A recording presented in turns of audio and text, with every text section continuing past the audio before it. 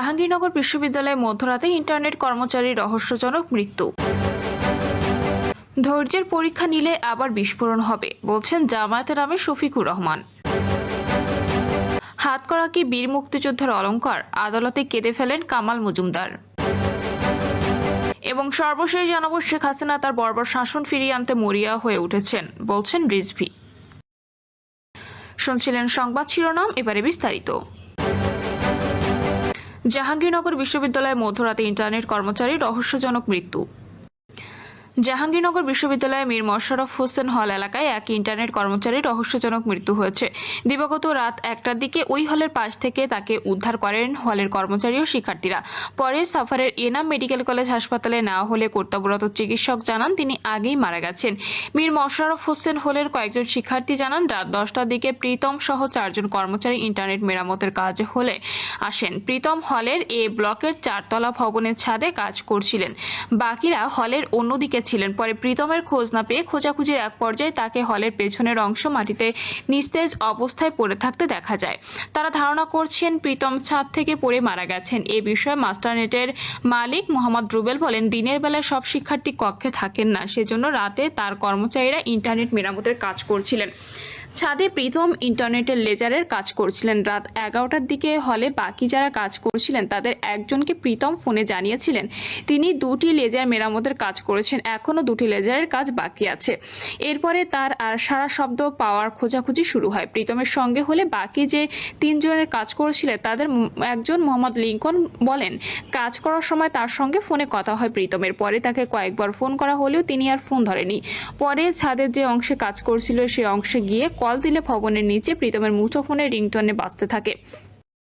পরে তারা নিচে গিয়ে দেখেন তিনি মাটিতে পড়ে আছেন। এ বিষয়ে মীর মোশাররফ হোসেন হলের প্রাধ্যক্ষ অধ্যাপক মাহমুদুর রহমান বলেন, স্পটে 2বার গিয়ে ও কর্মচারীদের সঙ্গে কথা বলে যেটা ধারণা করছি সেটা হলো হলের ছাদের চিলেকোঠার অংশের কার্নিশ ধরে উপরে উঠতে গিয়ে হয়তো সে পড়ে গেছে, কারণ আমরা কার্নিশের ইট ভাঙা পেয়েছি। ধৈর্যের পরীক্ষা নিলে আবার বিস্ফোরণ হবে, বলছেন জামায়াতের আমির শফিকুর রহমান।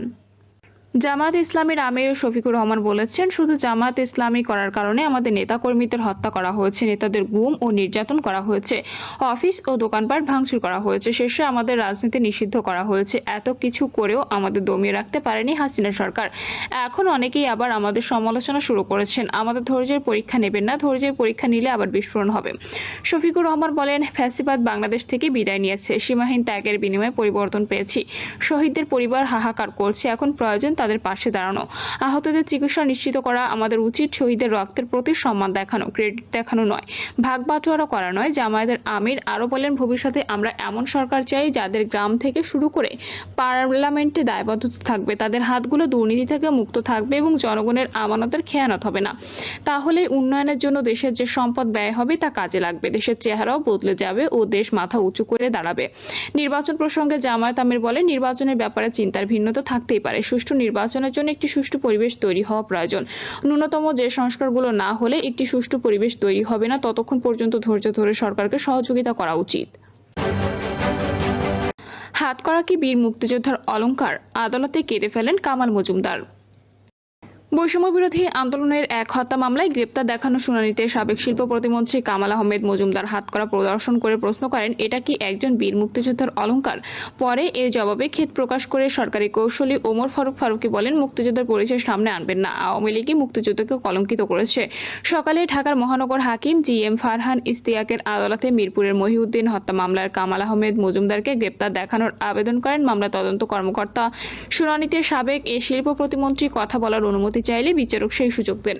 কামাল মজুমদার বলেন, এভাবে আমাদের বিরুদ্ধে মিথ্যা মামলা দিয়ে হয়রানি নির্যাতন করা হচ্ছে। এই সরকারের উদ্দেশ্যে বলতে চাই, দেশে আইনের শাসন থাকলে এমনটা হতো না। মামলা করছে, বাদীর খবর নাই।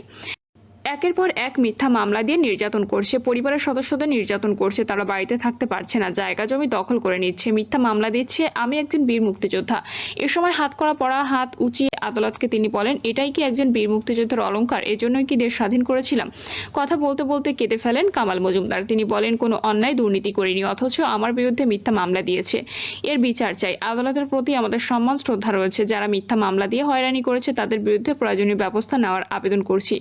এসব কথার জবাবে পরে ঢাকা মহানগর আদালতের সরকারি কৌশলী ওমর ফারুকী বলেন, তিনি একজন ব্যবসায়ী, রাজনৈতিক নেতা না। রাজস্ব ফাঁকি দিয়ে রাজনীতিতে নাম লেখান, এলাকায় অবৈধভাবে বিশাল ব্যবসা তৈরি করে নিয়েছেন। আন্দোলনের সময় মিরপুরে জঘন্য হত্যাকাণ্ডের ঘটনা ঘটেছে। ছাত্রদের গুলি করে হত্যা করা হয়েছে। মনে হচ্ছে তিনি কোনো নতুন গ্রহ থেকে এসেছেন। কামাল মজুমদার বীর মুক্তিযোদ্ধা পরিচয় দেওয়ার খেদ প্রকাশ করেন পিপি ওমর ফারুকী। তিনি বলেন, যারা মুক্তিযোদ্ধা আপনাদের কারণে তাদের সম্মানহানি হয়েছে। মুক্তিযুদ্ধের ইতিহাসকে মাটির নিচে মিশিয়ে দিয়েছে আওয়ামী লীগ। আওয়ামী লীগকে একমাত্র মুক্তিযুদ্ধের এজেন্সি কেন মুক্তিযুদ্ধকে কলঙ্কিত করলেন? আর আজ বলছেন মুক্তিযোদ্ধা। আমি বলছি আপনি নিজেকে মুক্তিযোদ্ধা পরিচয় দিবেন না।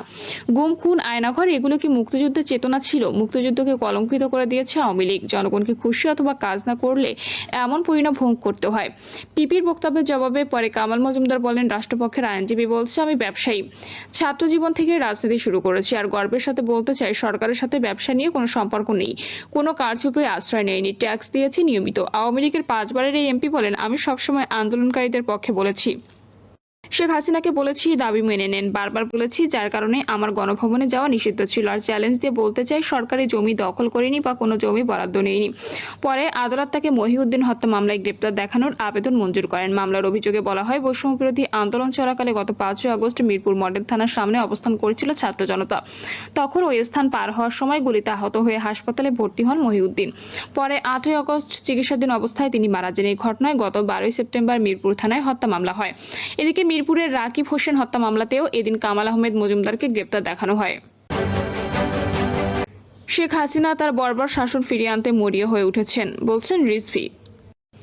শেখ হাসিনা তার বর্বর শাসন ফিরিয়ে আনতে মরিয়া হয়ে উঠেছেন বলে মন্তব্য করেছেন বিএনপির সিনিয়র যুগ্ম মহাসচিব রুহুল কবির রিজভী। তিনি বলেন, আন্দোলন দমানোর জন্য অথবা কোনো রাজনৈতিক কর্মসূচি বানচালের জন্য গুলির ব্যবহার চিরদিনের জন্য নিষিদ্ধ করতে হবে। রিজভী বলেন, শেখ হাসিনা পুলিশ দিয়ে, পুলিশের শটগান দিয়ে গুলি করে যেভাবে মানুষকে হত্যা করেছেন, এদেশে যেন এর পুনরাবৃত্তি না ঘটে। দেশে অবাধ সুষ্ঠু নির্বাচন ও আইনের শাসন আমাদের নিশ্চিত করতে হবে। শেখ হাসিনার মতো বর্বর শাসন আর এদেশে আনা যাবে না। কিন্তু আবারও শেখ হাসিনা তার বর্বর শাসন ফিরিয়ে আনতে মরিয়া হয়ে উঠেছেন। তিনি পার্শ্ববর্তী দেশে আশ্রয় নিয়ে বাংলাদেশের ভেতর নানা উস্কানি দিচ্ছেন ও নানা ষড়যন্ত্র করছেন।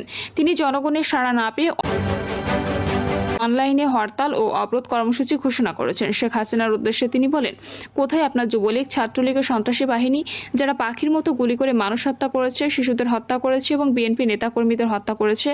দেশের মানুষ আর আপনাদের মেনে নেবে না। তারা চায় সব অপকর্মে আপনাদের বিচার হোক। বিএনপি সিনিয়র যুগ্ম মহাসচিব বলেন, এমন সংস্কার করতে হবে আর কোনোদিন যেন কোনো রক্তচক্ষু মানুষের অধিকার কেড়ে নিতে না পারে, মত প্রকাশের স্বাধীনতা কেড়ে না নিতে পারে। তিনি বলেন, আমাদের কিছু কিছু উপদেষ্টা আছেন, সরকারের সমালোচনা করলে তারা বিরক্ত হন, বিভিন্ন বক্তব্য মন্তব্য করেন, সমালোচনা সহ্য করতে না পারলে উপদেষ্টা পদ ছেড়ে দিয়ে রাজনৈতিক দল করেন।